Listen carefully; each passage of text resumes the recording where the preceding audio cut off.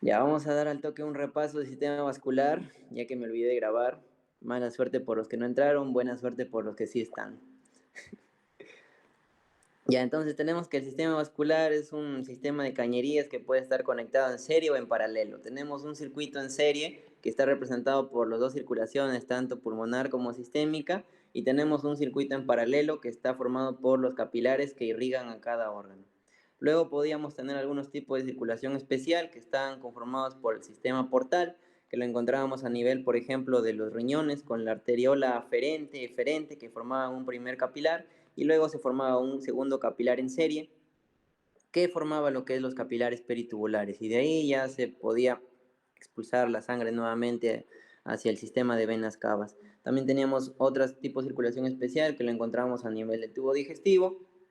Teníamos acá la circulación esplénica, ¿no? Teníamos capilares a nivel del intestino y del vaso, que luego formaban otros capilares a nivel hepático. Estos son conocidos como los sinusoides, que luego a partir de aquí se expulsa la sangre hacia el hígado para metabolizar y de aquí a las venas cavas nuevamente.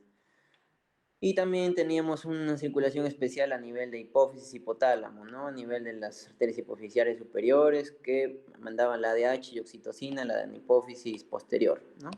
La hipófisis posterior. Ahora, con respecto a la histología vascular, teníamos tres capitas de adentro hacia afuera. Una es la íntima, la mnemotecnia es IMA, la íntima que estaba formada por endotelio, subendotelio y lámina elástica interna. El endotelio se encargaba de difusión, permeabilidad, regulación de la vasodilatación, vasoconstricción, con distintas sustancias, vasoconstrictoras, vasodilatadoras. Teníamos lo que es el subendotelio, que más que todo era actividad hemostática. El endotelio también tenía actividad hemostática, ¿no? Porque también tenía el factor de von Willebrand, que es el que se secreta cuando hay una lesión endotelial. Luego teníamos la capa de músculo liso, que se encargaba de lo que es la regulación de las presiones. Mientras más músculo liso tenía un vaso, más resistencia tenía, ¿no? Ya. Y acá también podemos encontrar fibras elásticas a nivel de la aorta que te ayudaban a aguantar la presión también de la aorta. Luego teníamos la adventicia, que es la última que te aguanta, por ejemplo, en un aneurisma de una arteria. Ya cuando se rompe un aneurisma, la última que te aguanta es la adventicia, si no, adiós. La adventicia más que todo es sostén, y ahí también encontramos lo que es la vasa vasorum y el vaso nervorum para irrigar para nutrir al mismo vaso. Pues. Acá teníamos el sistema de circulación, teníamos desde las arterias hasta las venas, pasando por los capilares. Recordar acá que el máximo nivel de resistencia que aporta un vaso sanguíneo lo encontramos a nivel de las arteriolas. La aorta teníamos que por ahí pasaba la sangre a altas presiones, pero a baja resistencia. Y luego teníamos las venas que se encargaban de más que todo almacenar la sangre, eran el reservorio venoso.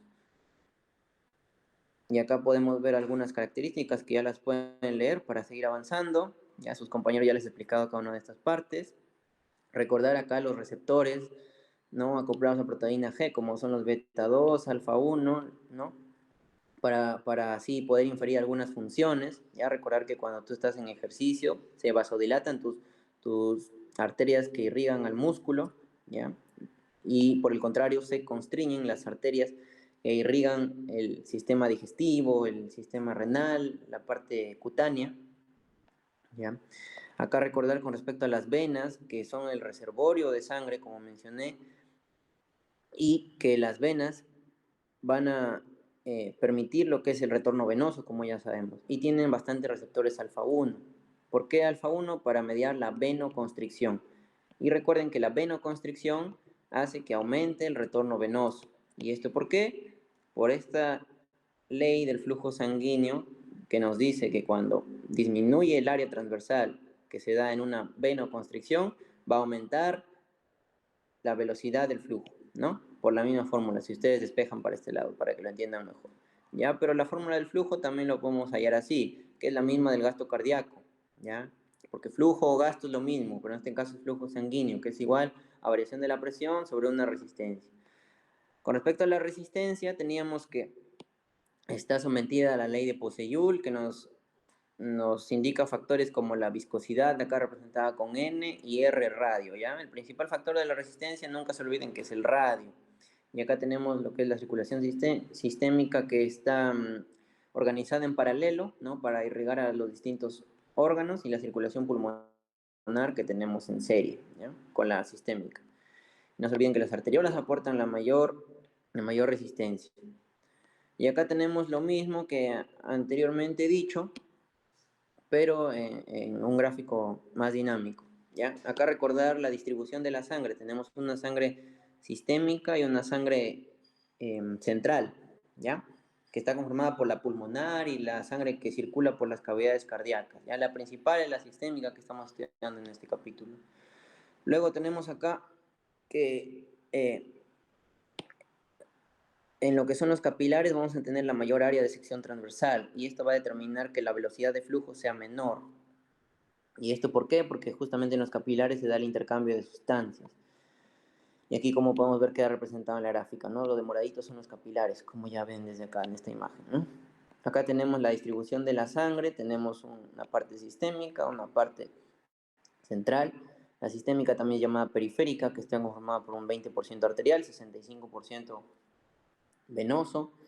Lo venoso es lo que soporta menos presión y lo arterial lo que soporta mayor presión. Acá a sus compañeros les puse un ejemplo de que si tienes un paciente chocado, ¿por dónde tendrías que hacer la reposición de líquidos? Si por parte sistémica o por parte central, ¿no? La reposición es por parte sistémica, porque si lo das por parte central, puedes causar en el paciente chocado un edema del pulmón, ¿ya? Por hipertensión pulmonar, porque el volumen que más afecta cuando el paciente es chocado es el sistémico. Y si quieren saber más, le preguntan a Johnny. Luego tenemos acá lo que es el flujo, perdón, la presión, ¿no? Que se da acá en cada uno de los vasos, ¿ya? A nivel de arteriolas y a nivel de capilares la presión es menor, a diferencia de la presión que es mayor en aorta, ¿no? Si bien es cierto en arteriolas y capilares la resistencia es mayor, más que todo en arteriolas, pero la resistencia es mayor a nivel de aorta, ¿no? A nivel de aorta, arterias medias, por ahí, ¿ya? Luego teníamos el flujo laminar y flujo turbulento. El flujo laminar es un flujo homogéneo, tranquilo, ¿no? Que pasa a mayor velocidad del flujo por el centro del vaso.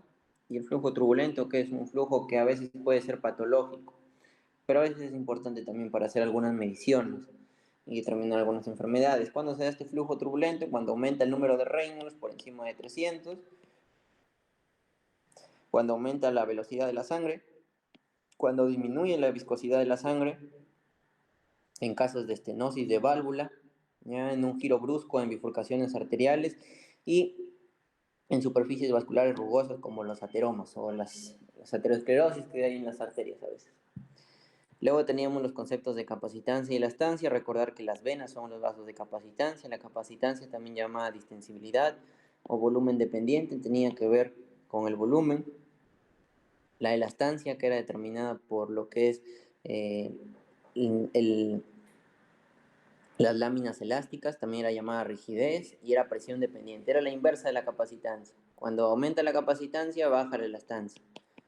Y en un paciente anciano, les mencionaba a los compañeros, lo que pasa es que en el anciano bajan la cantidad de fibras elásticas y eso hace que la arteria se vuelva más rígida. Y cuando la arteria es más rígida, entonces el corazón, el ventrículo, tiene que ejercer más fuerza para expulsar sangre por la aorta. Y eso va a determinar algo que les voy a explicar ahorita, ¿ya? Y ahora seguimos con calma.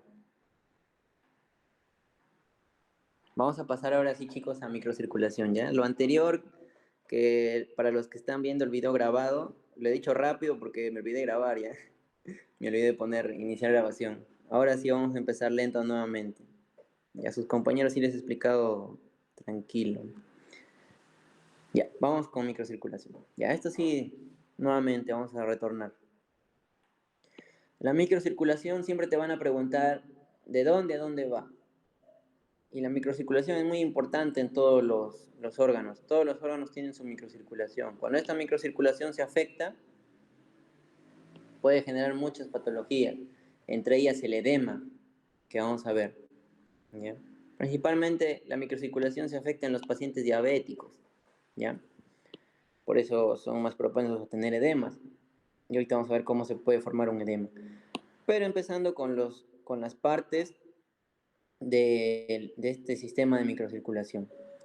Está conformado por la arteriola, ese es en primer lugar, ya vamos a poner así. En primer lugar, arteriola.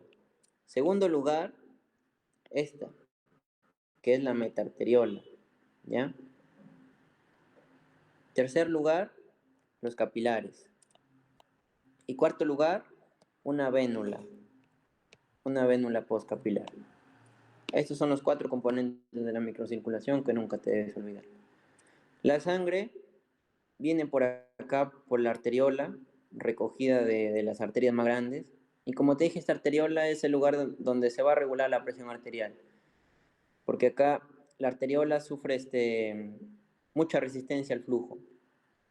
Acá la arteriola va a tener bastante inervación del simpático. Acá. Todo esto es simpático acá la arteriola. Y tiene mucho músculo liso la arteriola. Luego de la arteriola tenemos acá la metaarteriola, que en la metaarteriola te conecta la arteriola con los capilares. O la metaarteriola también puede servir de bypass, ¿no? Seguro lo has visto. La metaarteriola puede servirte tanto para conectar arteriola con capilares, como de servir de bypass, o sea que la sangre, en lugar de pasar a capilar, de arteriola a capilar, pase de arteriola, así, pum, pase directo a, como ves acá, pase directo a la vénula, ¿ya? En esos casos, puede ser que incluso las vénulas, la sangre venosa, capte un poquito más de oxígeno, pues, ¿ya? Entonces, cuando tú ves una circulación venosa con mucho oxígeno, es porque seguro hay un problema en la microcirculación, que la metaarteriola que le pasa todo acá de la arteriola que está con mucho oxígeno, ¿no? La arteriola tiene mucho oxígeno. Entonces, si ese oxígeno pasa directo a la vénula también va a tener un poquito de oxígeno, bastante, ¿no? ¿Ya? Porque no se está intercambiando en los capilares, pues. Porque la sangre tiene que ir así, arteriola, metaarteriola, capilares y vénulas, pues, ¿no? Así tiene que ir la sangre. Pero si se pasa directo de arteriolas a vénulas, pues la sangre acá en la vénula va a estar más cargada de oxígeno y no se va a distribuir por los tejidos que lo necesitan. Y eso puede causar problemas a veces, pues, ¿no? Ya, pero lo normal es que llegue la sangre acá a los capilares también, todos estos capilares, que son el área las estructuras de mayor área de sección transversal. Entonces acá en los capilares el flujo es más lentito y acá tú regalas oxígeno al tejido y agarra CO2, ¿no? Agarra CO2 nuevamente a la sangre. La sangre se mete ahí, perdón, el CO2 se mete a la sangre y el CO2 llega acá a la vénula, pues, y por eso la vénula ya lo ponen de color azul, porque tiene más CO2, pues, ¿no? Tiene más CO2, menos oxígeno. En cambio acá la arteriola tiene más oxígeno y menos CO2, ¿ya? Y hay otras estructuras por acá que regulan ese paso, pues estos de acá que son los esfínteres precapilares, ¿no? Se llaman esfínteres precapilares porque están antes de un capilar, ¿no? Están acá entre arteriola y capilar o entre metaarteriola y capilar, ¿no? ¿Ya? Ahí podemos ver los esfínteres precapilares, que esos también están regulados por el sistema nervioso simpático, ¿no? Igual que la arteriola. Entonces, por ejemplo, cuando tú estás haciendo ejercicio, te decían, ¿no? ¿Qué pasa acá con los esfínteres precapilares de los vasos de tu músculo? Se abren, ¿no? Por vía beta 2 te mencionaba. Pero ¿qué pasa con la microcirculación de tu piel, de tus intestinos? ¿Ya? ¿Qué pasa ahí con esa circulación? Ahí se cierran, ¿no? Los esfínteres, ¡pum!, se cierran. Y entonces ya no se da ahí el intercambio, pues, ¿no? Porque esos tejidos no necesitan oxígeno. El oxígeno, todo el oxígeno cuando tú estás haciendo ejercicio, bueno, no casi todo, ¿no? La mayoría de oxígeno lo necesitas ¿para qué? Para tus músculos. Entonces ahí se cierra acá, ¡pum!, se cierra el esfínter y la sangre ya no llega a esos órganos que no necesitan oxígeno en ese momento. ¿Por vía qué receptores? Alfa 1, ¿no? Para que te haga una constricción. No te olvides. Y los capilares, pues acá sí te voy a dar una mnemotecnia bacán que nunca te vas a olvidar. Los capilares son de 3 tipos. Tenemos capilares continuos, tenemos capilares fenestrados y capilares sinusoidales. Los capilares continuos son los que están en mayor abundancia en los tejidos y permiten un transporte selectivo, como dice acá, ¿ya? Como te dije, los capilares son pura célula endotelial, por donde pasa acá los glóbulos rojos, aquí trayendo el oxígeno, pues obviamente. Ah, ya, acá pregunta, me acordé de algo. Como ya vine a clase de respiratorio, el oxígeno te dije que se transporta acá en los glóbulos rojos, ¿no? Y ahí ese transporte de oxígeno en los glóbulos rojos, anótalo ahí, se llama transporte convectivo, ¿ya? Transporte convectivo, así se llama. Entonces el oxígeno se transporta por los glóbulos rojos por medio de transporte convectivo. Ya, luego tenemos acá un capilar fenestrado. Este capilar fenestrado ya sí lo vamos a encontrar en algunos lugares selectos, ¿no? Como son, por ejemplo, el riñón, el intestino delgado y las glándulas endocrinas. Estos lugares es donde se da más que todo lo que es secreción y reabsorción de sustancias, ¿no? En el riñón se reabsorbe casi todo, ya en el intestino se secreta, glándulas también se secretan. Estos capilares van a tener unos diafragmas, mira acá, van a tener unos diafragmas, estos de azulitos son unos diafragmas. Estos diafragmas tienen cargas negativas, están conformados por proteínas de cargas negativas, ¿no? Entonces estos de acá son, son también un tanto selectivos como este de acá, como este capilar continuo. Aquí, por ejemplo, solamente pueden pasar sustancias que sean del tamaño de esta, que es el porito sin diafragma, ¿no? Porque hay poros acá, las fenestras, ¿no? Estas son las fenestras, que puedan pasar por las fenestras, sustancias que sean del tamaño adecuado para que pasen por las fenestras. Y las sustancias que son del tamaño adecuado para que pasen por estas fenestras, pero que, por ejemplo, es una sustancia como la albúmina, por ejemplo. ¿Por qué crees que la albúmina no se sale de tu sangre? Porque la albúmina es una proteína de cargas negativas. Entonces, cuando está en contacto con estos diafragmas que también tienen carga negativa, la albúmina dice, no, ya no quiero salir, se regresa. Y se queda en la sangre la albúmina. Y por eso la albúmina nunca sale del vaso sanguíneo, pues. La albúmina es importante que se quede, ¿ya? Estos diafragmas, ¿ya? De los capilares fenestrados evitan que la albúmina se escape, pues. Pero ¿qué pasa cuando este diafragma está dañado? Por ejemplo, imagínate un paciente que viene quemado. Un paciente quemado está dañado, pues sus capilares, los fenestrados, los capilares de por acá, ¿no? Capilares del riñón, del intestino, de las glándulas endocrinas. Entonces, sus capilares, esos capilares fenestrados ya no tienen estos diafragmas, porque está quemado el paciente. Y entonces la albúmina, como es del tamaño adecuado para que pase por ese poro, ya no se encuentra con ese diafragma, pasa nomás. Y la albúmina se escapa de la sangre. Y entonces el paciente quemado tiene una hipoalbuminemia. ¿Ya? Esos diafragmas se afectan en los pacientes quemados. Y ya vamos a ver qué pasa cuando se escapan las proteínas de la sangre. No se deben escapar las proteínas de la sangre. Sí, algunas, pues obviamente, en algunos procesos, pero no se deben escapar, porque si no, pasa algo que te voy a explicar más adelante. ¿Ya? Entonces estos capilares son los fenestrados, ¿ya? Tienen sus diafragmas, no te olvides. Luego tenemos los capilares sinusoidales o también llamados capilares discontinuos. Estos sí tienen huecos, ¿no? Entonces, tienen huecos por todos lados. Y estos sí pasan hasta células incluso, ¿ya? Pasan hasta células inmaduras, muertas, no sé, pedazos de células, proteínas, macromoléculas, todo pasa por ahí, ¿ya? Y eso donde lo encontramos en la placenta, ¿ya? En la placenta para nutrir al fetito, en la médula ósea, ¿ya? Por ejemplo, cuando la médula ósea empieza a formar eritrocitos, no células sanguíneas inmaduras, ¿no? Los eritroblastos, proeritroblastos, ya los mieloblastos, o el vaso, ¿no? Cuando ya eh, recoge los eritrocitos y luego te bota los eritrocitos muertos, ¿no? El vaso, el hígado, ¿no? También para transportar las sustancias grandes, ¿no? Fármacos, ¿no? Todo eso. Entonces estos sí tienen sinusoides, se llama aquí ya, son sinusoides en estos órganos. Entonces esto sí pasa todo por acá. Y es importante, ¿no? Importante para el filtrado de macromoléculas y de células también. Entonces, ¿cómo te acuerdas, pues? Estaba pensando así, ¿cómo hacerles para que se acuerden esto? Estos son los capilares sinusoidales. Y como son sinusoidales, le dicen sí a todo. Sí, sí, sí, sí, sí. Estos son los capilares fenestrados. Permiten el paso de algunas sustancias, pero otras no, ¿no? Entonces la sustancia viene y dice con fe, con fe, con fe. Con fe paso, ¿no? Por eso es fenestrado, con fe. Y ahí el continuo, ya, pues el continuo ya es más selectivo. El continuo no te van a preguntar, ¿ya? Entonces, el fenestrado dice con fe. Y el sinusoidal dice sí, sí, sí. ¿Ya? No te olvides.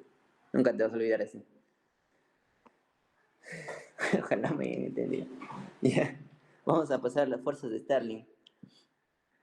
Eso también lo han visto seguro, ¿ya? Pero acá es importante que recuerden. Esto ya es para el edema. Tenemos las fuerzas de Starling.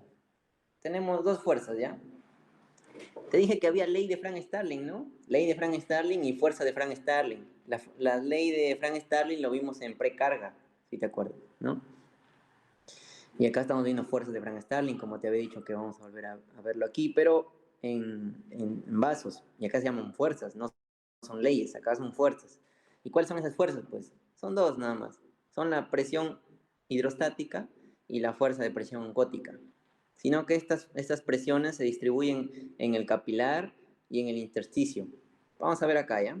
Con esta imagen del néter más bacán. Y con esto vas a entender el edema.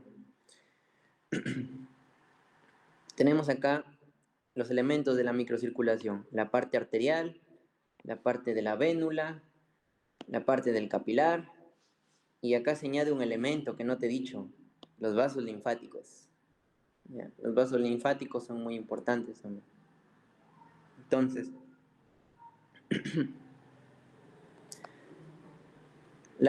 cada parte va a estar sometida a las fuerzas de Frank Starling. ¿Ya?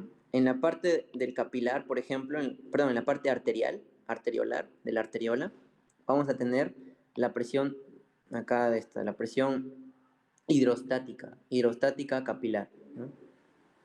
Esta presión hidrostática capilar nos permite a nosotros eh, expulsar sangre, ¿ya? O expulsar líquidos. Es la fuerza que nos impulsa a sacar líquido del intravascular. Esa es la presión hidrostática capilar. ¿Ya? Recuerda siempre que una presión hidrostática siempre busca expulsarte, ¿ya? Relaciónala así. Hidrostática te busca expulsar, ¿ya? Hidrostática. En este caso, como es presión hidrostática capilar, te busca expulsar líquido del capilar, ¿ya? Hacia afuera, hacia el espacio intersticial. Lo blanquito es el espacio intersticial. ¿Te acuerdas que te dije que en la clase que hicimos, ¿no? Una clasecita, me acuerdo por ahí, que hicimos líquido extracelular y líquido intracelular? ¿Te acuerdas que el líquido extracelular estaba formado por la parte del, la parte del plasma, ¿no? Que es la parte intravascular, la parte del intersticio, ¿no? Intersticio. Y el líquido intracelular era el que estaba en las células, ¿no? Ya, pues, acá estamos analizando esta parte, líquido extracelular, ¿ya? Estamos analizando eso. Entonces, acuérdate, hidrostática te expulsa. En este caso es la hidrostática capilar, que es de unos 30 milímetros de mercurio. Es la fuerza que te expulsa la sangre del capilar. Luego tenemos una presión oncótica, ¿ya? Y la presión oncótica es esta. Y el capilar también tiene una presión oncótica. Y acuérdate, presión oncótica te hace referencia a que ahora el líquido tú lo quieres retener en un lugar, ¿ya? Oncótico, velo como retención, ¿ya? Oncótico, retención. En cambio, hidrostático, expulsión. Y el capilar tiene una presión oncótica, pues. Tiene una presión, una fuerza que en lugar de expulsarte te retiene líquido. Y eso vale 28 milímetros de mercurio. Y te preguntan en el examen por qué está determinada esta presión oncótica, también llamada presión coloidosmótica, o también llamada, a ver, presión coloidosmótica, presión oncótica, presión osmótica también, ¿ya? Presión osmótica, presión oncótica, presión coloidosmótica, ¿ya? Todos esos nombres tienen esta presión. Y es determinada por una proteína, por la proteína más abundante del plasma, que es la albúmina. ¿Y por qué es determinado por albúmina? Pues porque ya vamos a ver cuando veamos ósmosis, ¿ya? O si has visto ósmosis, que subí un resumen ahí en mi Instagram. ¿Qué pasa con el agua? ¿Te acuerdas que te dibujaba dos compartimentos, no? Un compartimento que tenía compartimento A, compartimento B. Ya un compartimento que tenía moléculas así, así, así, así, así. Y otras moleculitas así nomás en esta concentración. Y todo estaba llenito de agua, ¿no? Yo te decía que el agua, al igual que cualquier otra sustancia, se mueve de un sitio de mayor concentración a un sitio de menor concentración. Entonces acá el agua, ¿dónde está en mayor concentración? ¿En A o en B? Está acá, ¿no? En B tiene mayor concentración. ¿Y por qué tiene mayor concentración en B? Yo te dije que la concentración del agua tenía que ver con la concentración del soluto, ¿no? Que son estos de acá en negrito. ¿Dónde el agua ocupa más espacio? Acá en B, ¿no? Por eso en B tiene mayor concentración. En cambio acá el agua en A ocupa menos espacio, por eso acá en A tiene menor concentración. Y el agua se va a mover de mayor a menor concentración. Por eso el agua acá se mueve de B a A. O sea, se mueve hacia donde hay más solutos, ¿no? Porque acá hay menos concentración de agua. El agua ocupa menos espacio. Por eso el agua se mueve de B para A. ¿Ya? Y eso pasa en la sangre, pues. En la sangre, vamos a borrar esto. ¿Cuál es la proteína que tiene mayor, que está en mayor número? ¿Cuál es la más abundante? La albúmina, pues. Y como la albúmina está en mayor número que cualquier otra proteína, incluso la albúmina es más abundante que cualquier otra proteína que está por acá por el intersticio. ¿Ya? Entonces acá en el intersticio hay menos moléculas, pues. Imagínate que acá en el intersticio hay así.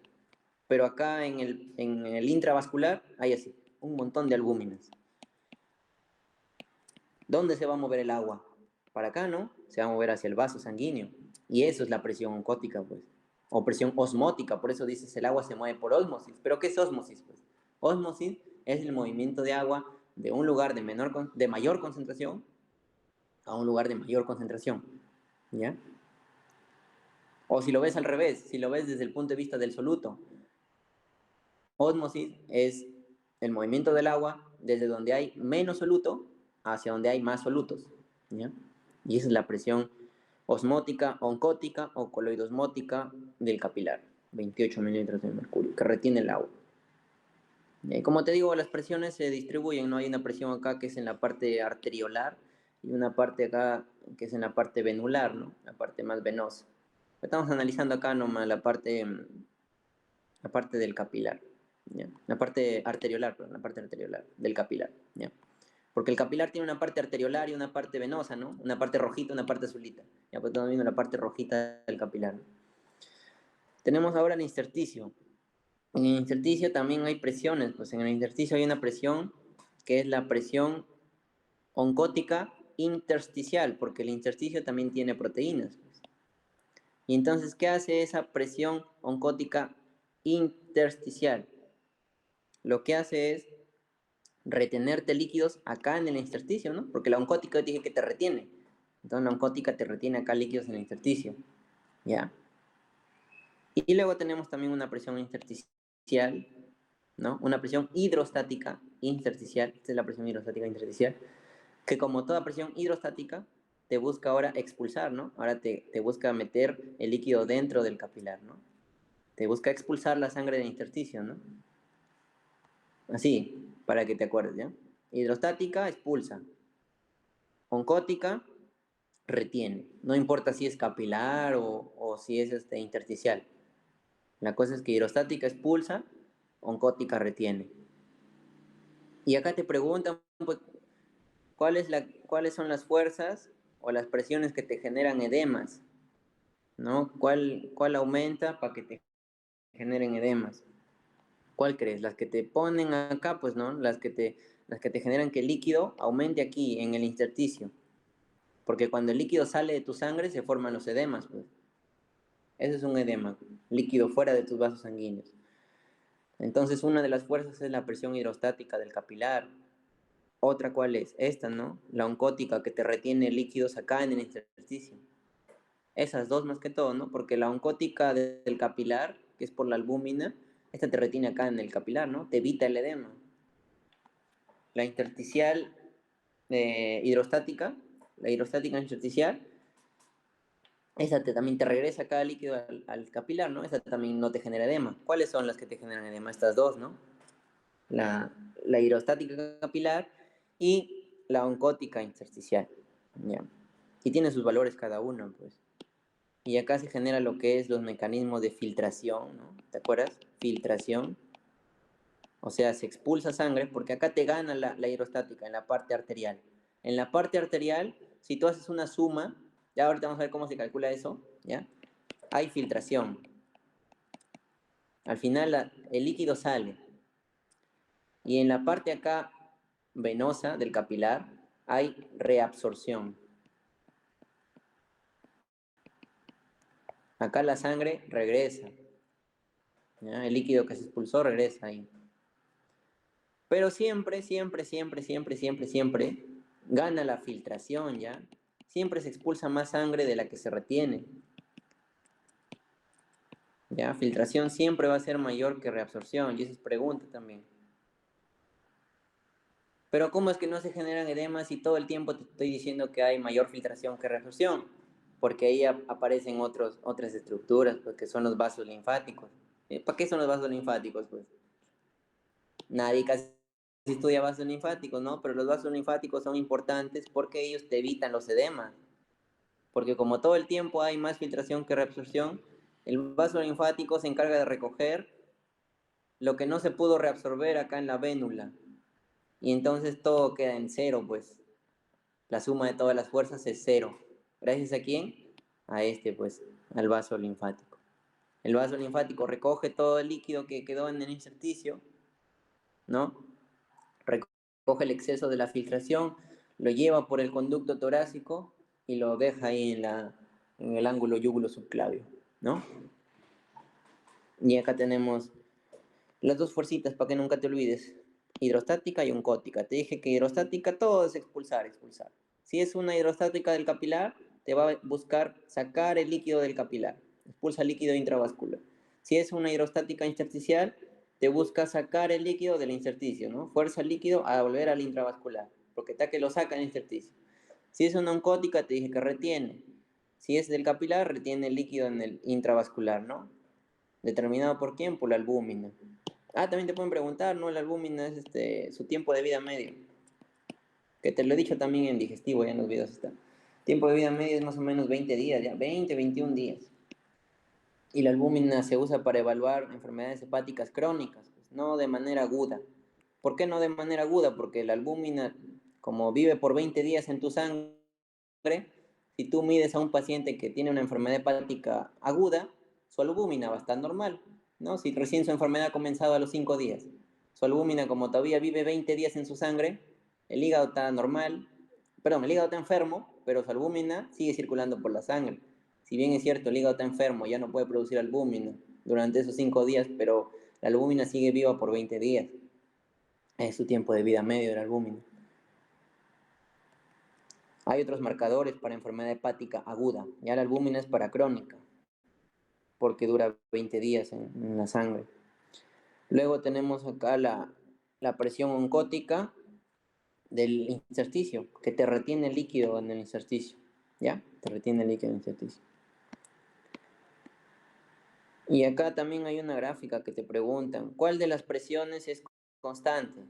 ¿Cuál de las dos? ¿La oncótica o la hidrostática es constante? Obviamente la constante es la oncótica, pues mira.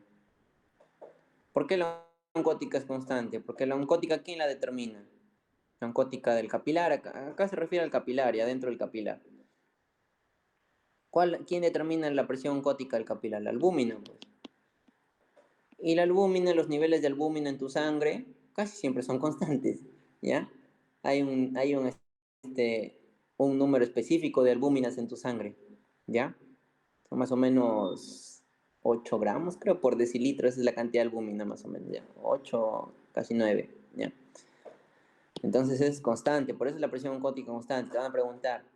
En cambio, la presión hidrostática sí es diferente, pues. Presión hidrostática a nivel de la parte arteriolar es mayor, ¿sí o no? Para que se dé la filtración, te dije, ¿no? Por eso acá mira la presión hidrostática. Uy, se me acaba la batería. Ya.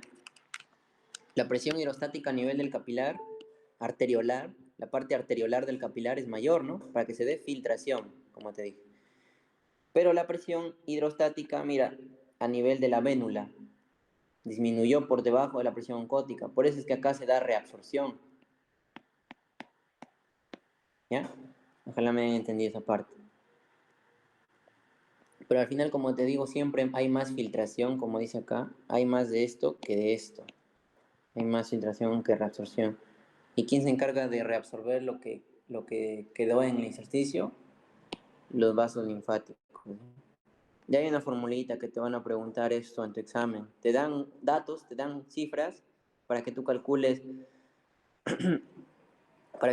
si es que hay filtración o si es que hay reabsorción. ¿Ya? Eso te preguntan. Y esa es la formulita.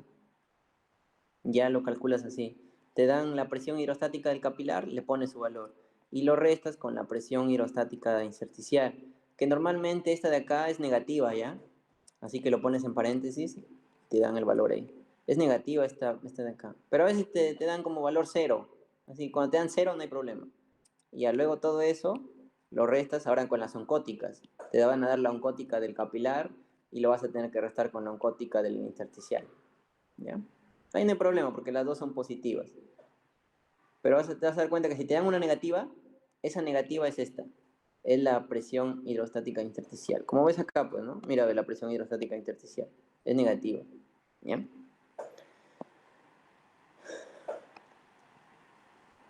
¿Y así se entendió esa parte?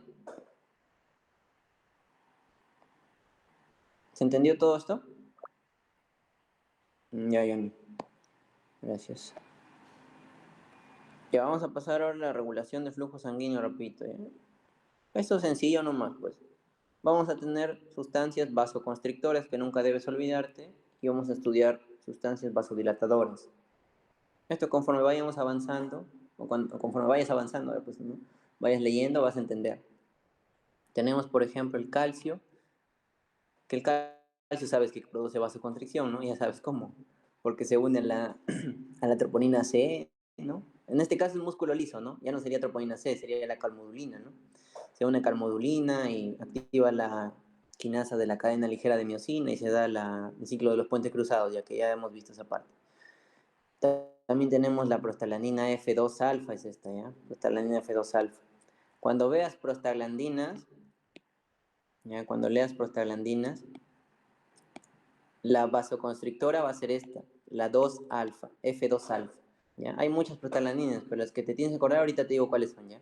Esta que es vasoconstrictora, el principal vasoconstrictor, que es este, que es el tromboxano A2, ¿ya? Tromboxano A2. Luego tenemos sustancias vasodilatadoras. Bueno, acá también puedes añadir otras, mira. Acá puedes añadir la angiotensina 2 también. Angiotensina 2, que también es vasoconstrictor. ¿Ya? También puedes añadir la serotonina. La serotonina también es vasoconstrictor. ¿Ya? Y ahora vasodilatadoras, que te provocan que se abran el diámetro de los vasos. Tenemos el potasio, el sodio, el magnesio, esta, la PGI 2, también conocida como prostaciclina. ¿Ya? La prostaglandina I2 ya tiene su nombre especial que es prostaciclina. Este sí es recontra vasodilatador. Y esta prostaciclina o prostaglandina I2, más conocida como prostaciclina, es, es buena para los vasos sanguíneos. Te evita las enfermedades de coagulación. La prostaciclina también te ayuda a mejorar lo que es en el tubo digestivo a nivel del estómago, te ayuda a mejorar la barrera de moco y de bicarbonato, también te ayuda ahí. Y esa también es buena gente, la prostaglandina E, ¿ya? La prostaglandina E. Prostaglandina E1, E2 también que hay, ¿no? Te van a preguntar análogos de la prostaglandina E1, es el misoprostol, ¿ya? Eso de ahí ya te lo he dicho en digestivo, ¿ya? En esa parte ahí lo repasas. Pero esas son las sustancias de la regulación del flujo sanguíneo, ¿ya? Vasodilatadores y vasoconstrictores. Tú sabes que sí. Vamos a hacer la formulita, ¿no? Te preguntan, ¿qué pasa cuando vasodilatas con el flujo? Entonces tú dices, pucha, no me acuerdo, ¿no? Pero me enseñaron esta fórmula. Flujo es igual a área por velocidad. Entonces, ¿qué pasa? Si ocurre una vasodilatación, por ejemplo, si ocurre una vasodilatación, ¿qué estás aumentando? El área. Entonces, ¿qué pasa con el flujo? Aumenta. Ahora entiendes por qué la vasodilatación aumenta el flujo sanguíneo, ¿ya?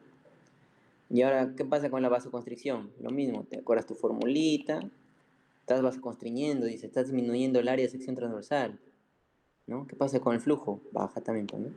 ¿Ya? No te olvides. Y así de simples. Ya, ¿hasta ahí se entendió? Vamos a pasar a presión arterial, ya con eso terminamos. Lo último de la clase ya. Y lo último del tema.